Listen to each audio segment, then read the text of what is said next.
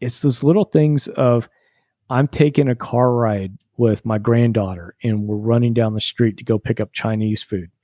And during that time, I can check in with her a little bit and see what's going on in her life and really kind of be focused on her and what her needs are. And then when we get there and we get the food and we get back, the conversation's over, but you all of a sudden, without knowing it, you had a quality moment. And, the next time it might be 6 months down the road before you see that granddaughter again, but she feels trusted and she feels loved and she feels like she can talk to you. We actually call her grandmother Ying, which is the Chinese word for grandmother on the father's side of the family. I call him Grandpa Foot. We, in our native language, in Hindi, we call them Dada and Dadi. My other grandmother would be Maman Bozorg, which is Persian for grandmother. Muchechu means old woman in Kinyarwanda. I called her Safta, which is a Hebrew word for grandma. Everybody called her Mamitita. We called her Mima and Dede. Grandma. Hi, I'm Steph. And I'm Robin. Welcome to Stories from Grandparents, the podcast where we share stories about and from grandparents. On today's episode, we were joined by Greg, who hosts the Cool Grandpa podcast. And it was a real treat because we haven't really had a chance to talk to grandfathers so far. And it was really nice because he not only told us about his own grandfather, but also his experience being a grandfather and how important he thinks that is as a role. What did you think of this interview, Robin? I love this interview. He totally gets the concept of our podcast, and I think the concept of his podcast is very important in that the role of grandfatherhood specifically isn't as unpacked as grandmothers, and he wants to help guys like carve out that space and find that space about what it is that's important about grandpas. And I have to say, like, considering we have a podcast about grandparents, I actually had to really dig in my brain to find some actual stories about just my grandfather. And so it really made me think that's why his podcast is important. And that's why this concept is important, so that we pay attention to those relationships with our grandfathers. So yeah, hope you guys enjoy.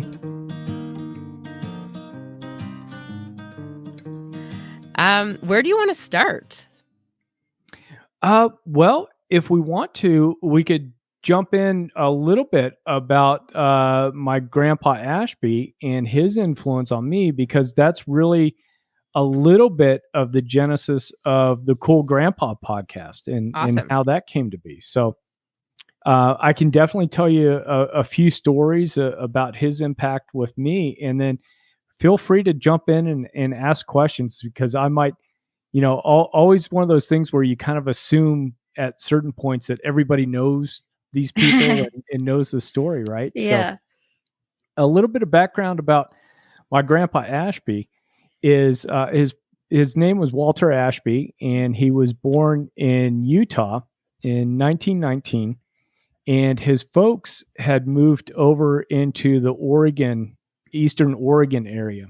So that's right along the Snake River, kind of in the Payette, and his little town that he settled in is called Nissa, Oregon. So it's about 45 minutes or so west of Boise, Idaho.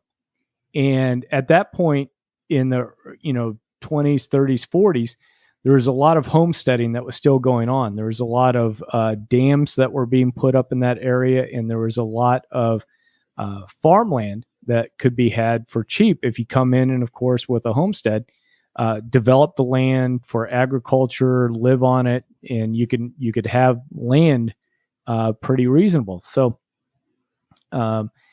after World War II, he had settled into this little town of Nissa, Oregon, which is, I think last time I was there, had a population of about 2,500. It's very similar to, your Western Canada, your Alberta areas with these little farming communities and all of that. So he was there and built his house with him and his brothers. I mean, it was all brick and plaster and everything else, and built that house. Was a farmer, did a lot of growing of wheat and mint out there, and then was also a rural postman. And so he put a lot of miles on his vehicles delivering people's mail out into the middle of nowhere. But it was a fantastic place to raise a family. He had, my mom was one of 7. But the thing is that whenever we went to Grandpa's house, it was so different from our growing up in the suburbs because it was still the wheat farm. So there was all these things where we would go out and probably spend anywhere from 5 to 6 weeks, maybe longer. And he would take us up into the mountains and go camping.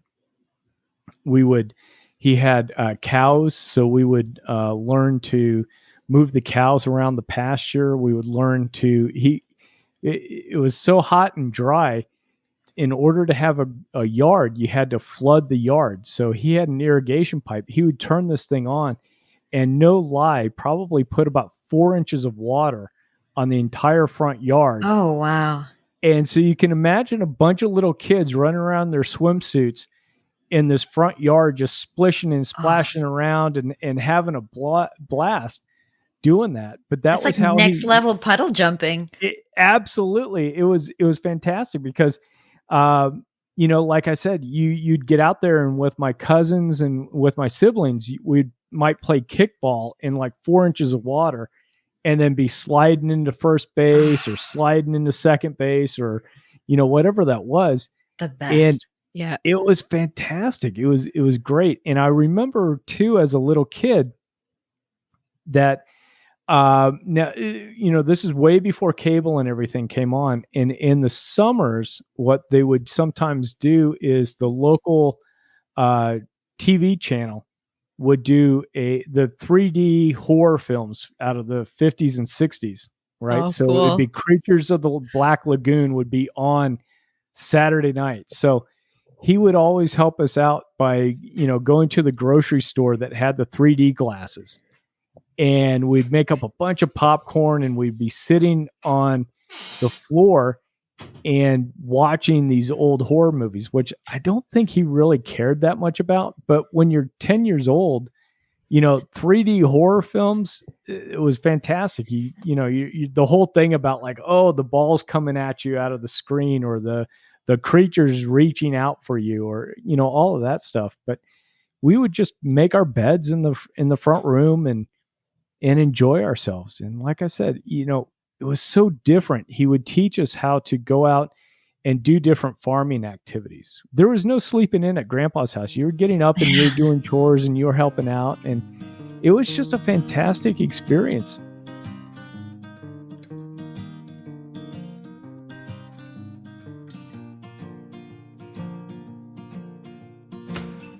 But one of the things that really is one of these stories that I always remember about my grandfather is one time I was out at his place when I was about 15 years old. I'm trying to remember. I guess it was around 15 years old because it's the Back to the Future movie. The first one came out in, I think it was 1985. And he was helping my youngest uncle move from Nyssa over to Portland, Oregon. And I was riding in the truck with him, and we had all my uncle's furniture in the back. And he was allowing me to play the Back to the Future soundtrack on my boombox, right? And was putting up with that for pretty good for a long time because it's definitely not his music. But when we were coming down through the Columbia Gorge and had started on that, trail into Portland, and we're still a couple hours out. Soundtrack was over, and so we stopped it, and we were talking for a while, and he had a harmonica with him all the time. And he started playing his harmonica, and he was playing kind of some, typical upbeat kind of harmonica stuff, right? She'll Be Coming Around the Mountain and a few other different things. But then he went into some church hymns. And he started playing those, and he started tearing up because those church hymns were reminding him of his family and of his mom.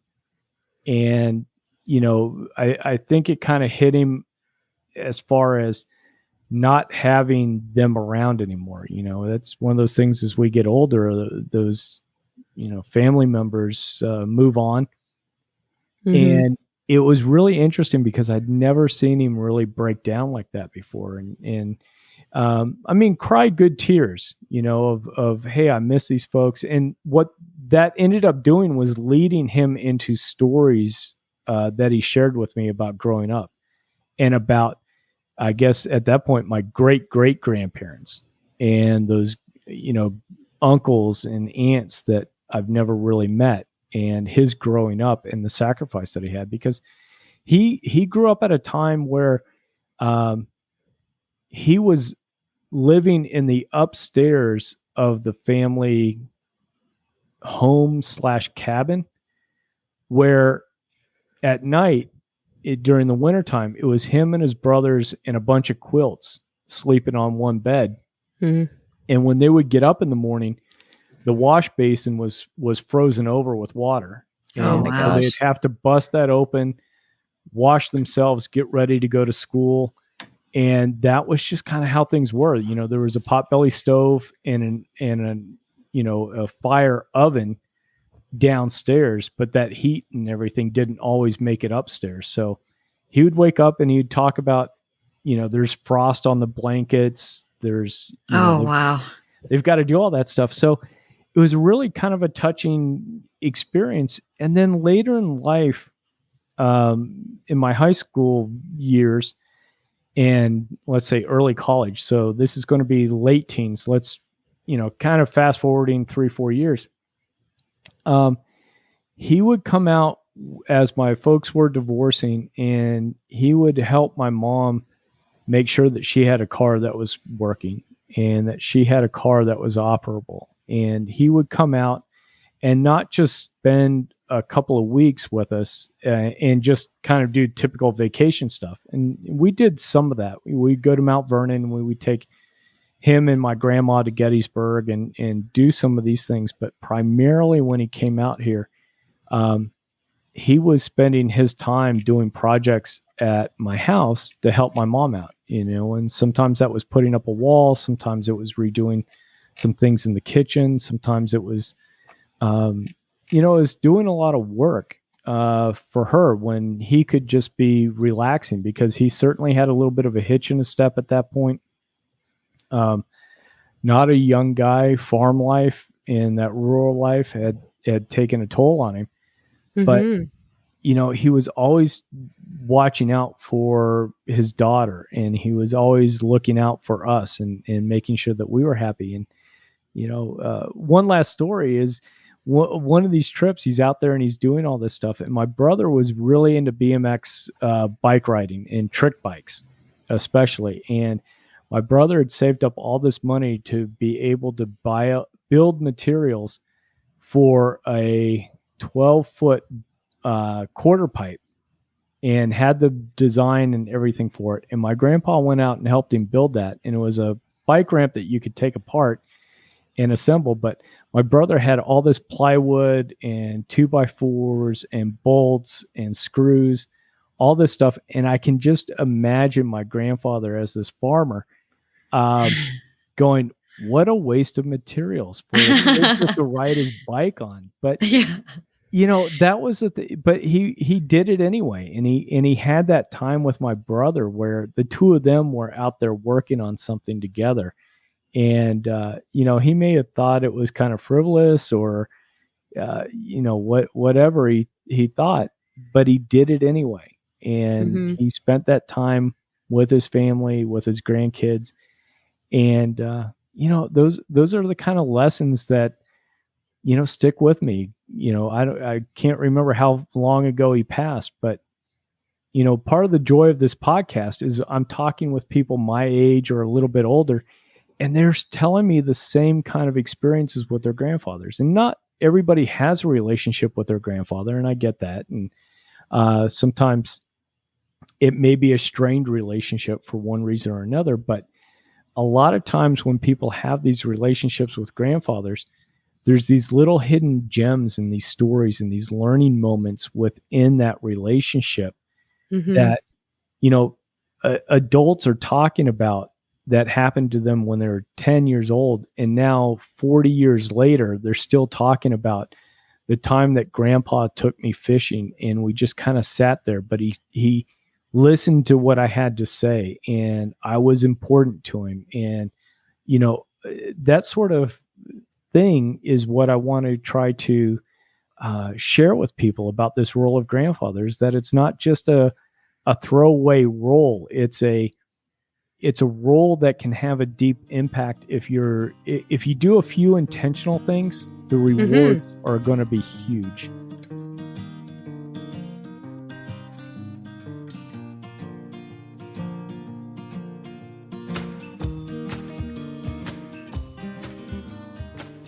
I just had a question about your grandpa. So your mom was one of 7. Yes. Did he have that kind of relationship with, I assume you had a lot of cousins and, did he have that kind of relationship with all of you guys, or was there something kind of special about your mom and you guys? That's a lot of effort. And okay, just between us, nobody else is listening to and this. The whole podcast community. I'm not exactly sure how many cousins I've got.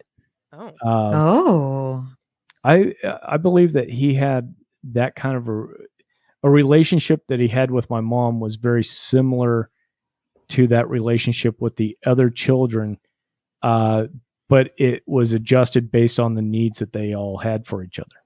Yeah, that's fantastic. And what a dedicated family man, truly. Yeah, he was.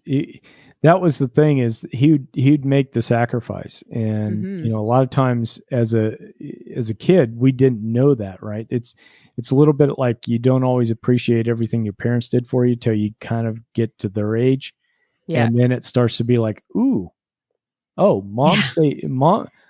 passed up a trip to go with the girlfriends for a long weekend to stay with me, or to funnel that money over to, for a high school event that I had that I wanted to do.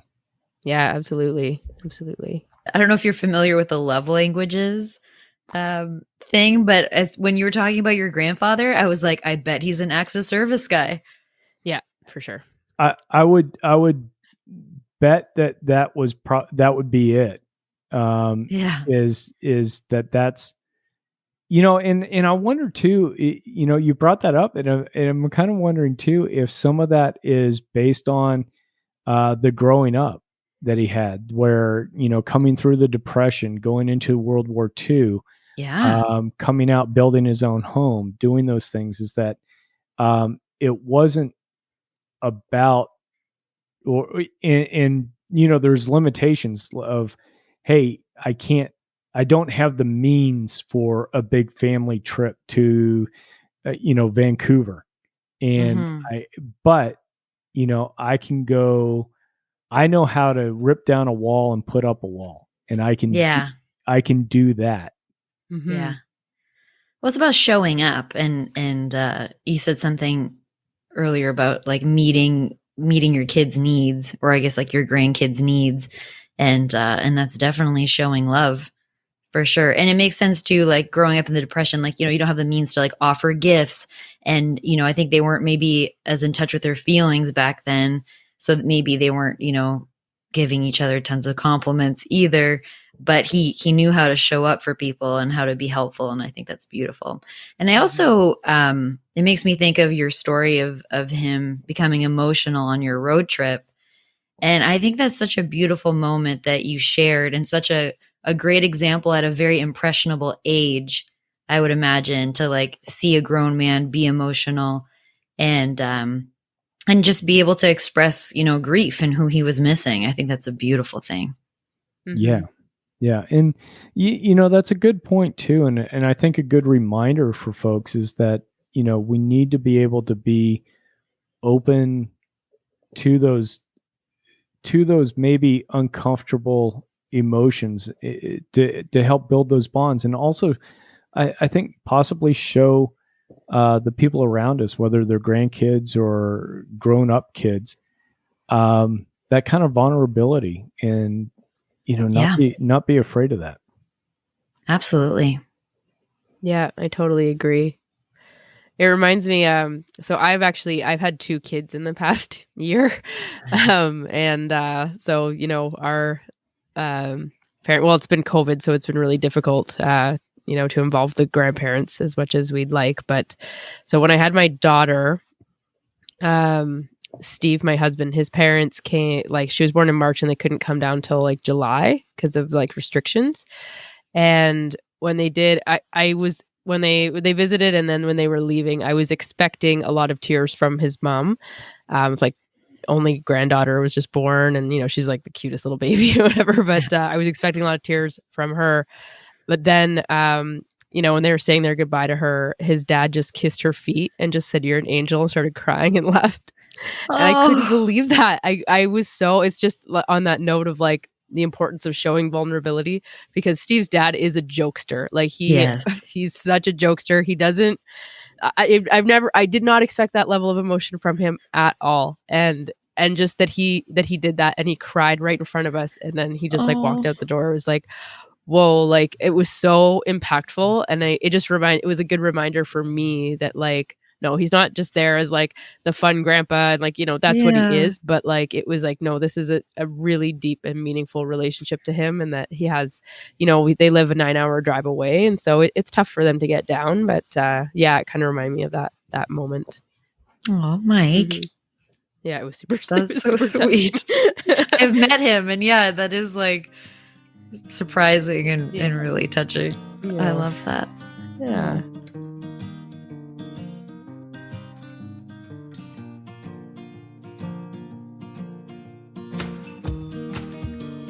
But I wanted to circle back to the kind of space you're trying to carve out for grandfathers specifically, Greg.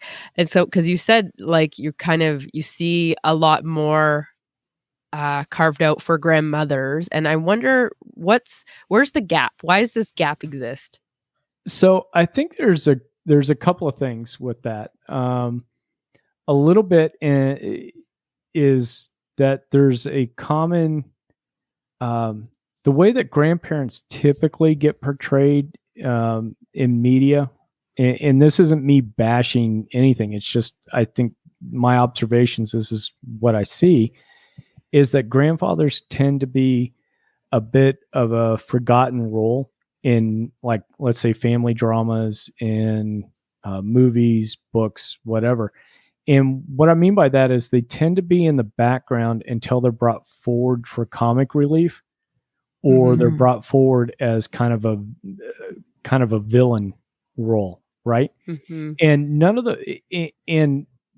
I love the comic relief stuff. I mean, I love the the things that go on in some of those shows. They're great, they're funny, but if that's the image that you're always seeing, then it's hard to appreciate what this role of grandfather is, especially for a family to go, hey, my dad, here's what we need him to be. This is who we need him to be. And I think too, with guys in particular, as we hit this grandfather role, sometimes we don't know what this thing is, and we don't really talk about it too much. We have an opportunity through a little intentionality to create these areas where kids know that they're loved no matter what. We're not mom and dad. We're not after them to brush their teeth, to make their bed, to do all the day-to-day parenting stuff, right?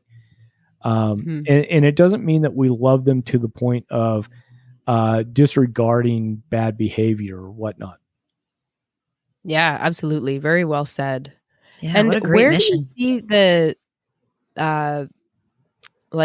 difference with grandmas? Like, why is their role a little more easily defined, or how is it more easily defined? That I don't know. That would be a great, I wish I was back in school doing sociology papers. Yeah. It'd be a great study.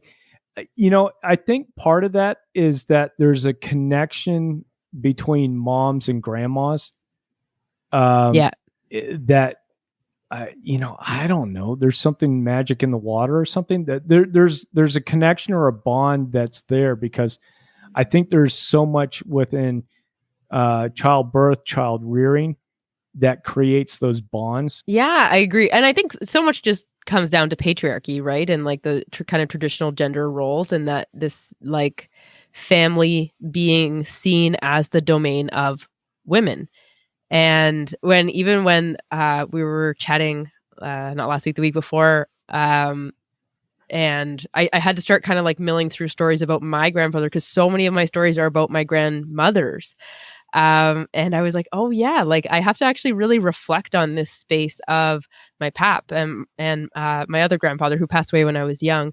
But I think it's such an important point to kind of bring out the importance of the role of the grandfather, and that I think you're right, like about like, the kind of empathy and, what women go through in terms of childbirth and rearing. And, we're the ones who nurse and most of the time in Canada, especially to get time off, to be with the kid for the first year. We have like a year maternity leave in Canada, 18 months actually, if you want. But women are the ones who take that. And so I guess it's just kind of ingrained in our society, is that, women, mothers, grandmothers. And then when you think about like fathers and grandfathers, there's this, it can kind of be like, oh, like, maybe they're involved, or, it's like you say, there might not be that intentionality, or we might not recognize that intentionality. And so I think your podcast and your mission is super important and really valuable, because there are such valuable experiences and lessons in reflecting on grandparents and grandfathers specifically. Yeah, thanks. And one of the things too that I think we have to remember in this conversation is we're not that far away from kids should be seen and not heard. And we're not that far, we're only a few generations past that. So there's some of this where I think men are moving forward and being better with this, but there's a lot of that where, hey, I'm providing for a roof over their heads. I'm providing for college. I'm providing for this. The kids need to do, good grades. They need to do these things. And then a lot of that nurturing and caring for is mom and grandma's domain. And, I've talked to, people that are older than me that talked about that very same role with their grandfathers. They didn't have that relationship because they had a good relationship, a friendly relationship, but their grandfathers never got down on the ground and played with them. Their grandfathers never really showed public affection to them. A handshake, a slap on the arm. The best that you could do was to get kind of a nod of approval. That sounds like a good plan. Sounds like you're doing this correctly. That was as close to emotional as the grandfathers were getting. So some of this with grandfathers too is, one, guys are living longer. We don't hit 45 or let's say we don't hit 55 and then it's toes up at 57. We're living longer. We're in better shape, better health. So we're not as injured. We can get down and play with these kids. We can be more physically active in embracing them, and we can run around on the merry-go-round at the park. We can do things with them that grandparents a couple of generations ago, they weren't in shape to do that.